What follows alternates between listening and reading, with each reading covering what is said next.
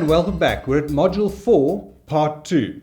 It's all about attracting and retaining customers. This unit standard is titled Manage Marketing and Selling Processes of a New Venture, Unit Standard 119672. We start off with a case study. It's called the hard sale.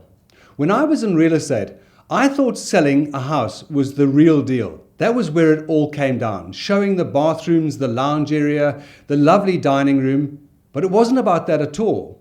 The hard sale was actually getting the house. So dealing with the person that wanted to sell the house was really where the sale was made. It wasn't made on the day that the show house happened and people walked through it. It was dealing with the old lady or the young person that wanted to sell a home, helping them to feel important, understanding their needs, why they wanted to sell the home. The day of the show house was really just the show house. I did very little as a real estate agent. I stood back and let people come through the home. Sure, I pointed out the nice bathroom and the nice dining room, but those were just small things. The hard part was dealing with the old lady who wanted to sell her home. She was downscaling. She was getting old and frail. She had stories to tell. She had needs that I needed to understand. Without understanding those needs, I would never have had her home to sell. And that was the key. Without that home to sell, there would be no show day. There would be no sale. Understanding that lady's needs was critical to picking up a sale. So where I thought the sale was actually on the Sunday show house day, it was far from that.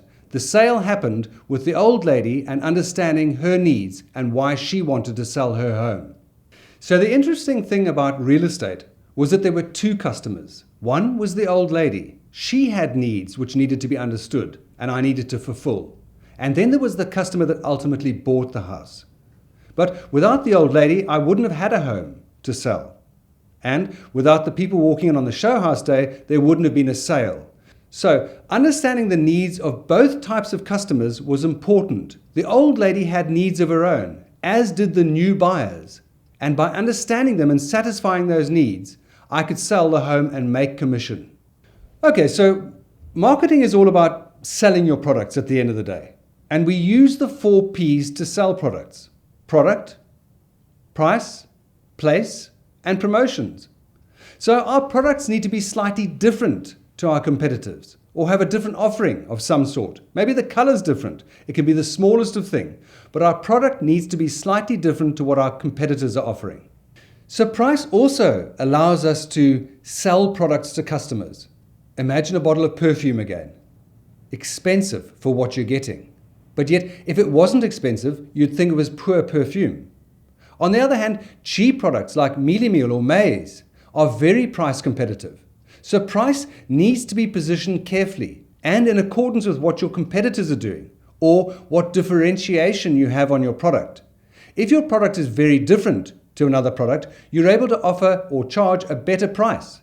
If your product is very similar to a competitor's product, you need to be careful with your pricing, because the public will compare your pricing of your product with your competitors. And if they find very little difference between the two, they won't be too inclined to want to pay a higher price. So price is a very distinctive way of selling your products.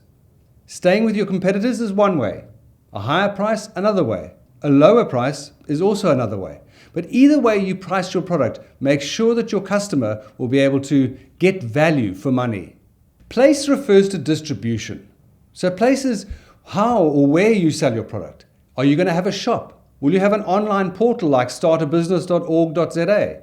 Or will you, for example, offer services like insurance companies? It doesn't really matter where they're positioned. They do it over the telephone. Or like in real estate, where the house is actually where it is positioned. That attracts people to it.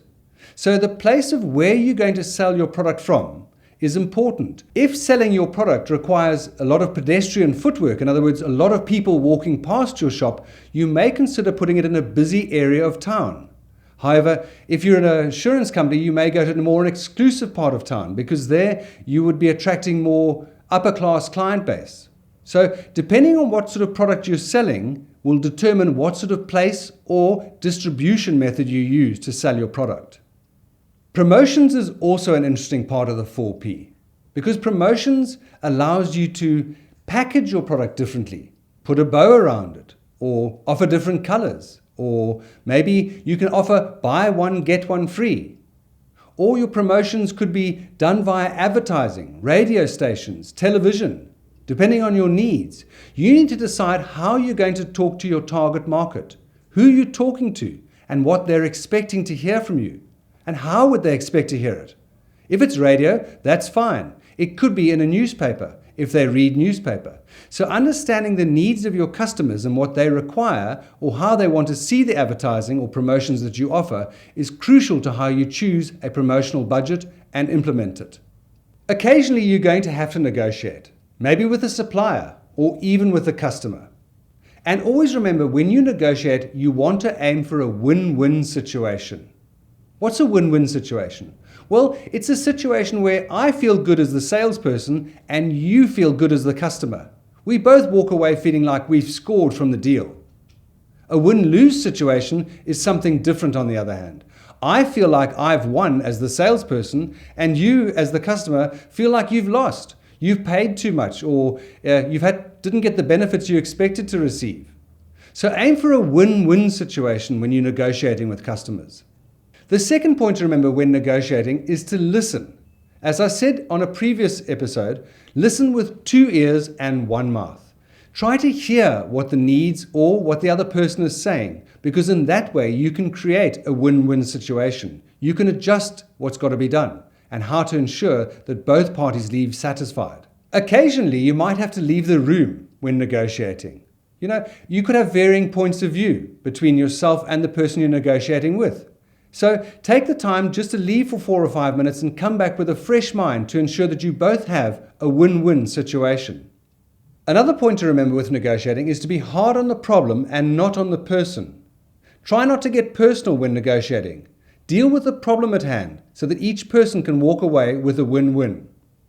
Also remember when negotiating to try to get a yes, yes from your client or the person you're negotiating with. A yes, yes leads the person down a positive point of view, helps you to understand what they're thinking and to create a win-win situation so that when they walk away, they feel like they've won. There's going to be a time when you're going to have to provide a quotation to somebody, to another customer.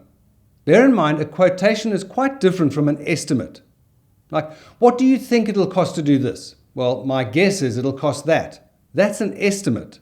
A quotation, on the other hand, is a written form of saying this is what it's going to cost to do such a thing or to purchase such a product. Your quotation needs to include the price. The price would be 1 item and therefore 10 items, coming to a subtotal with VAT with the total price. That's the price of the quotation. The description of the goods the person's purchasing. What are they buying? The description must be clear, so that if you were to look back at your quotation a little while later, you'd be able to see exactly what product you were selling that client.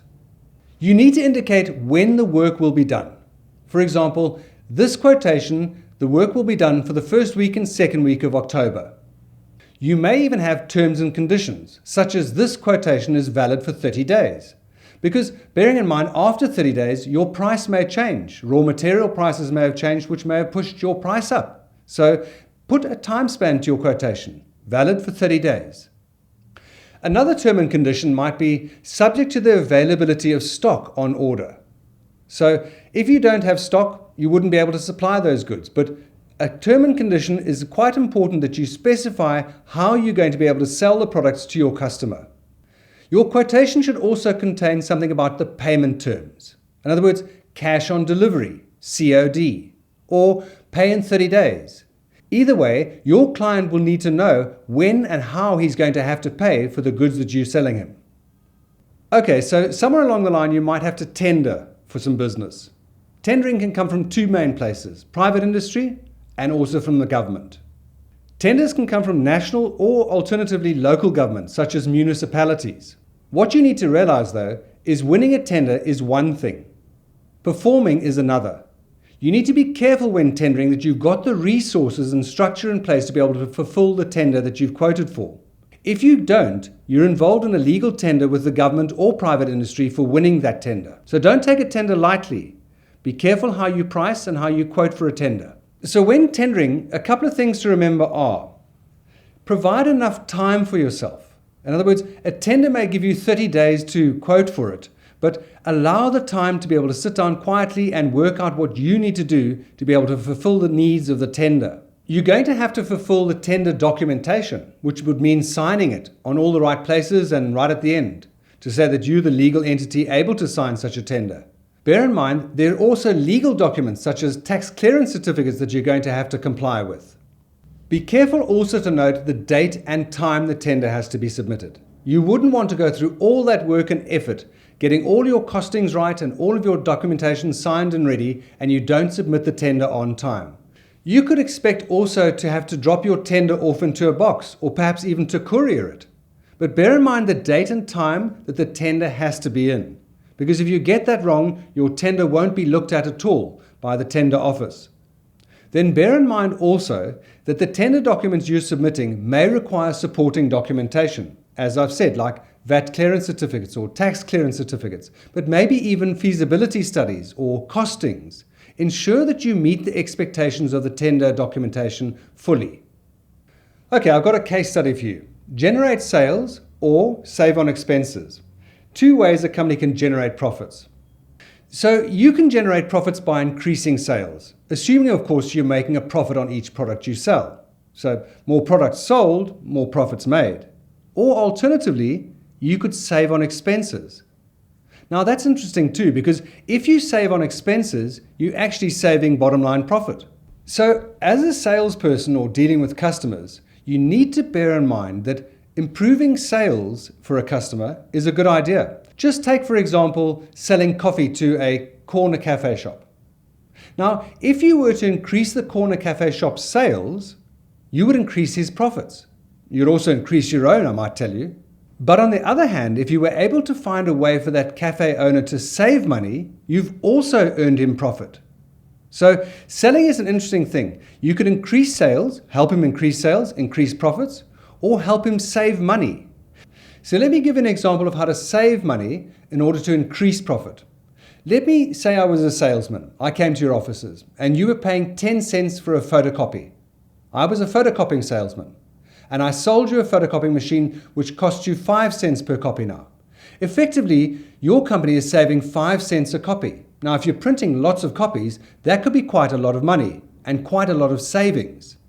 So the point to make here is you can help companies save money and therefore increase profits. Or you can help companies increase sales and therefore increase profits.